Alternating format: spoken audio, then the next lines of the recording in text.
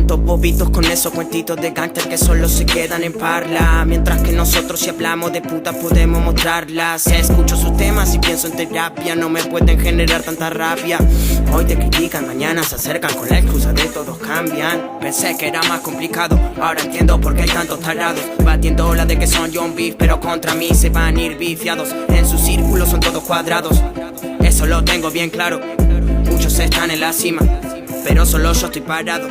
Qué raros están si piensan que me mate buscando tener contenido. La mitad de semi improvisado sobre un ritmo que me suena divertido. A los mejores los tengo conmigo, soy la última pluma del nido.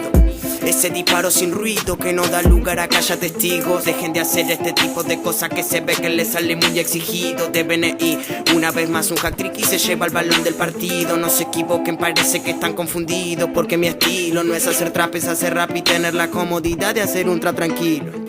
No es gustarle al real, no, ni gustarle al fake. Solo hago lo que quiero hacer. En este perfil me siento bien y no pienso caer. ¿Para qué entrar en crisis si lo logré? Difícil y todo, a mí nadie me regala un puesto.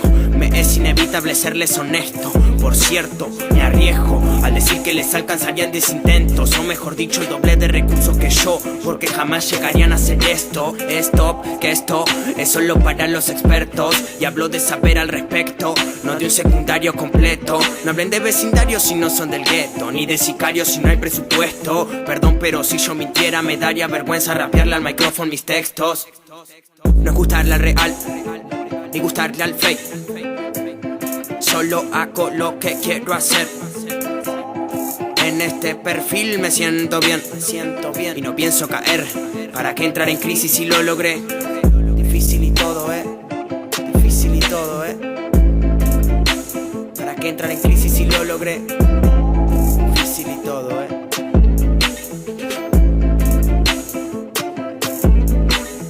Dani disparó 3 veces, ninguna se equivocó. Son de lo mejor de su zona hasta que en su zona entró yo.